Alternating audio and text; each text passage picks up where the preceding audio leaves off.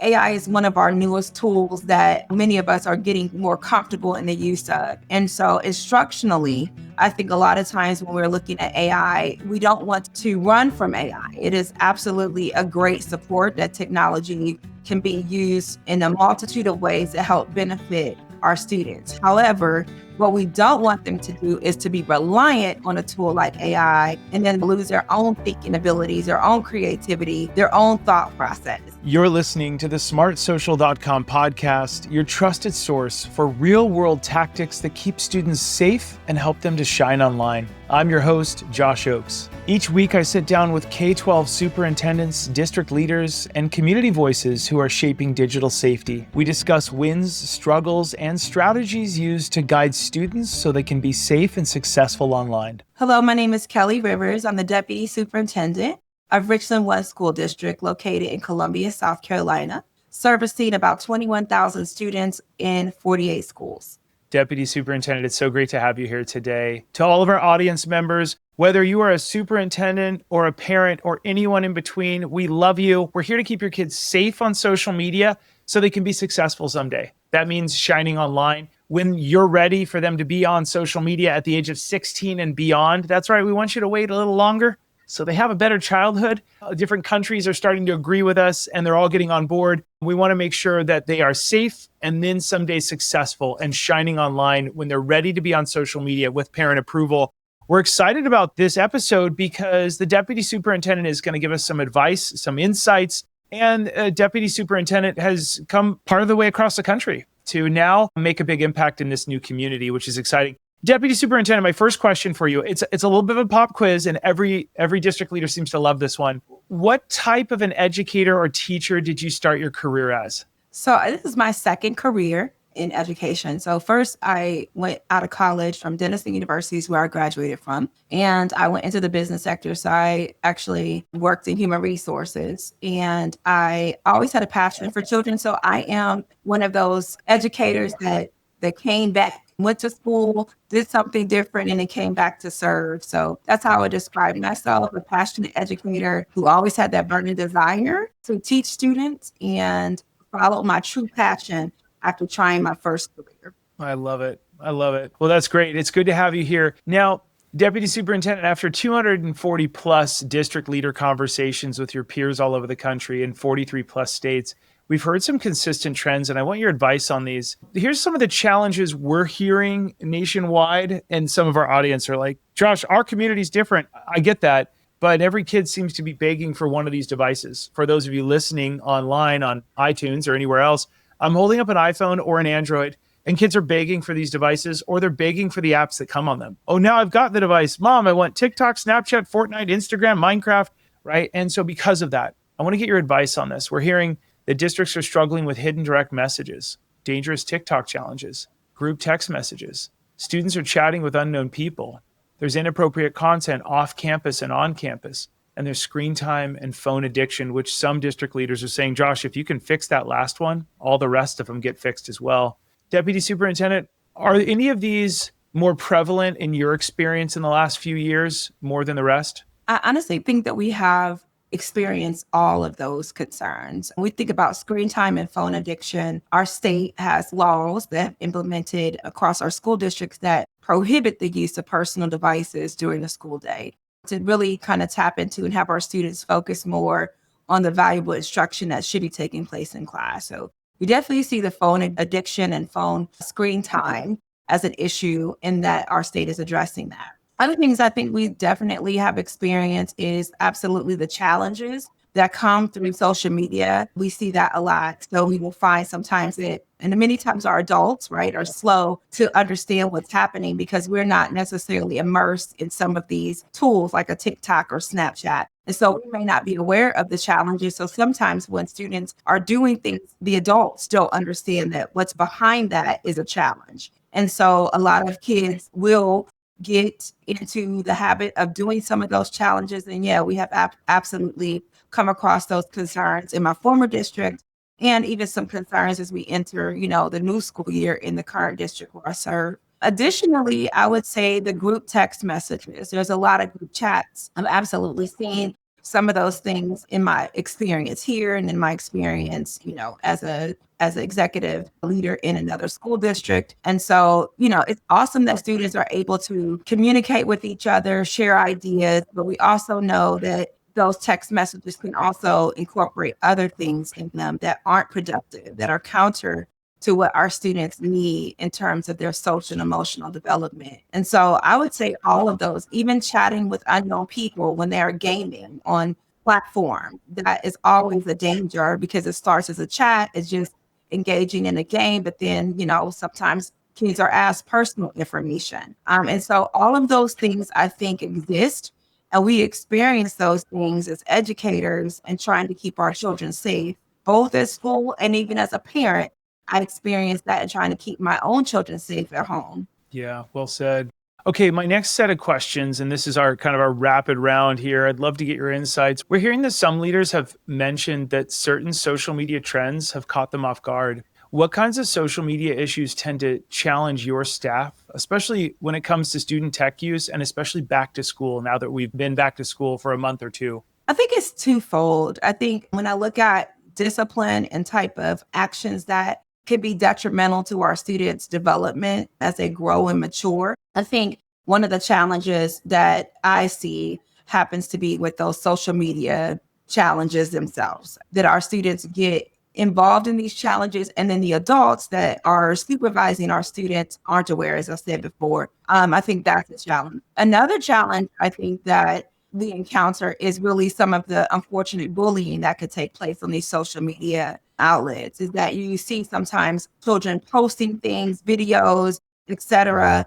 And, trying to be able to monitor that sometimes is difficult as a parent and even more difficult as a district leader when you're servicing, a large number of students. And so those things are absolutely challenges because we want to make sure our kids are safe. We want to make sure that they grow and develop with the confidence and self-esteem that they should have, and that it's not combated with these types of things that we see on social media.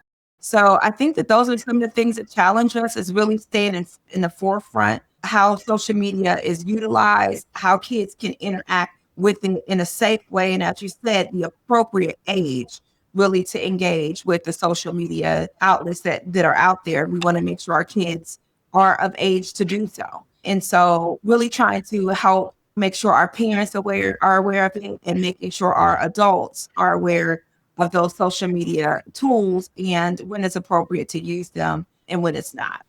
Well said. Okay, my next question is, in conversations with your staff, what do you hear them say is the hardest to keep up with back to school? Are there social media shifts that are difficult? Is it AI in the classroom? Or is it student tech and student screen habits? So that's a difficult one. I think it's really a combination, honestly, of all three, but I'll start with AI because AI is one of our newest tools that, many of us are getting more comfortable in the use of. And so instructionally, I think a lot of times when we're looking at AI, we don't want to run from AI. It is absolutely a great support that technology can be used in a multitude of ways to help benefit our students. However, what we don't want them to do is to be reliant on a tool like AI and then, lose their own thinking abilities, their own creativity, their own thought process. And so balancing that instructionally is absolutely a challenge. I talked about the social media shifts and the challenges that, our students are prompted with on social media from the various outlets. That's absolutely additionally a challenge that we see. And then again, to go back to the screen habits, even though that there are laws in place, right, in South Carolina that prevent the use of those personal devices during the school day, we know that we are constantly having to combat that and making sure that students actually adhere to those policies and adhere to that structure to make sure that they are focused on academics. So honestly, all three our staff are struggling with, but I think the major one that our staff struggles with the most is the use of AI and really trying to make sure our students use it in the most ethical and appropriate manner and understand that their own thinking, their own thoughts have very strong power, and that we want you to rely on your thinking first and not necessarily be reliant on AI. That use it as a tool, not as a dependent type of source. Yeah, well said. Okay, the next question for you is we often hear principals say they feel pulled in many different directions when it comes to digital safety and engagement. How can parents, in your opinion, better partner with school staff to support students around screen time and social media safety? So I think the main thing is giving our parents some resources to tell them what an appropriate amount of time a screen time is and breaking that down in age bands. Because obviously as kids get older, they should have more access to that screen time, but that screen time still needs to be limited. Even adults. I mean, when we use our own cell phone, there's alerts in our phone that tells us how much screen time we have engaged with our devices. I think really helping parents to understand that there should be a limit, an amount of time where our kids have access to these devices and for what use? What are we using these devices for? I think that's the main support that school district leaders can do. So one of the things as we kind of progress out the school year is really making sure that our parents are informed about, some of the risk, right, of having too much screen time and the risk of social media, what it means to our family. So to me, just making sure our parents are informed, making sure that there are limits and structures. All of our kids need structures, just like we used to say about homework. We want, find your kitchen table, outline a specific time in which children do homework and create a routine. Well, that same type of routine can be established when we're using technology and making sure that it's limited and it's used for a particular purpose and a particular time. Yeah, well said. Such great boundaries. I like how you said it.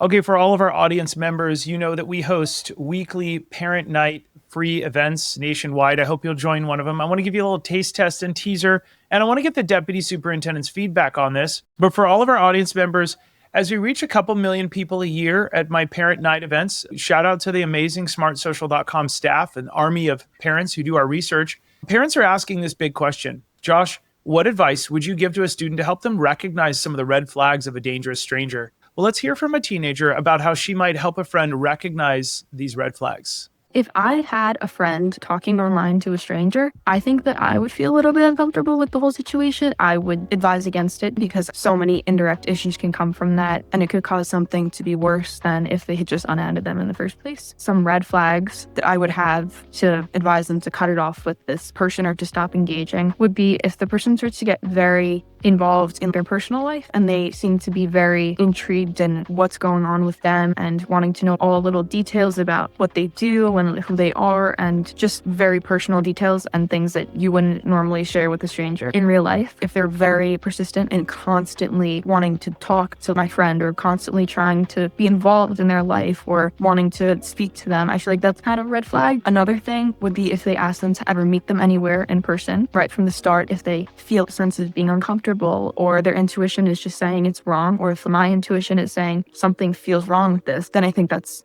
a major red flag. Parents, I hope you'll come out to one of our free next events. We have weekly live parent events and replays on the hottest topics. And if you come out, not only are you going to enter for a free chance to win awesome prizes like a Kindle, a 3D printer, or a Bluetooth speaker, but there's also teen-led video lessons. We have real teens like you just saw there because teens told us and parents told us we'd rather learn from the teenagers.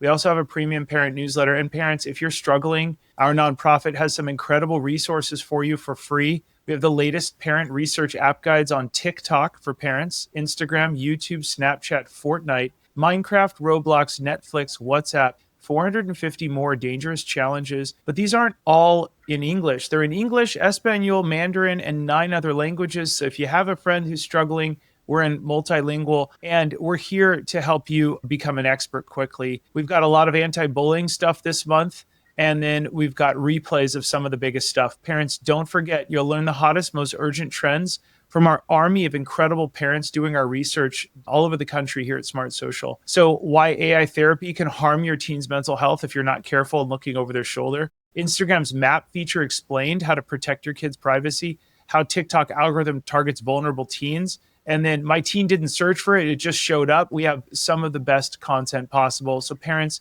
really hope you'll come out and you'll join us for one of our next events. Okay, Deputy Superintendent, we're back to you. Some districts have said that they wish they had more time to focus on student safety and parent engagement. What area would you tell other districts is the most important part to focus on to support parents in the community? I think when we're thinking about parent engagement, as a school district, we often focus on the academic components of how, our parents can help support our students with literacy and in math and their core content. And then we often look at the, social and emotional supports, right? Behaviors and things that might lead to discipline. But what we don't want to overlook and what I think is most critical is really safe, right? That personal safety and what that means. And so to me, what I would tell other districts is as we do family engagement events at the district level or even at the school levels, is not only just focusing on the academic components or focusing on the SEL piece, but truly focusing on that internet safety. Because the reality is that there is a big risk that if we don't address it, right? We as in parents, we as in school leaders, we as in community supporters, if we don't address these concerns, our children, our most sacred prize, our most sacred future could be at risk. And so to me, I would say to my district leaders, to my fellow colleagues out there, is to prioritize this, to make sure that it's a part of the instruction in your classrooms. It's a part of your after school meetings with parents and in any district level events. Those are all things where it's well attended to reach our parents, to tell them the risks that are out there and how they can best keep their own children safe. Yeah, so well said. That's a great tip. Okay, my next question for you is, many district leaders are telling us that parent engagement helps them get ahead of future student social media problems. What parent and student preventative education measures would you recommend to other school districts to get ahead of these problems before they happen on campus? So I would definitely recommend utilizing your resources, smart social resources, and those that you have provided to families, and having our districts, recommend those resources to our families because they're created by our students, they're created by families. And I think that's one of a great resource that you all provide. So that would be the first suggestion I would make, is really utilizing the resources that you provide, for example, because those are safe, vetted resources. It is a free resource that families can get access to through their schools, so the schools can reach out and use that resource. And most important, I think, just really communicating with them, making them aware, whether it be verbal reminders, social media reminders, all of the things, so that we aren't just focusing on academics or focusing on SEL, but really focused around safety and making sure our students are safe at all times.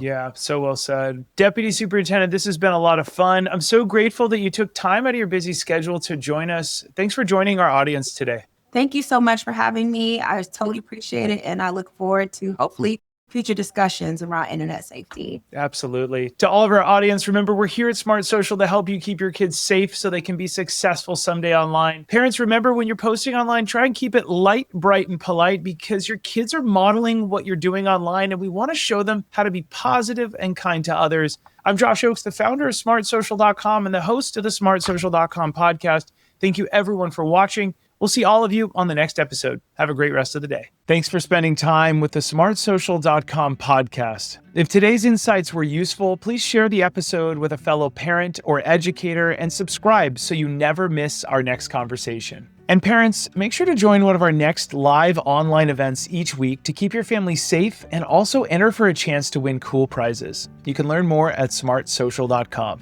I'm your host, Josh Oakes, and parents, remember to keep it light, bright, and polite because your kids are watching what you're doing online. I'll see you on the next episode.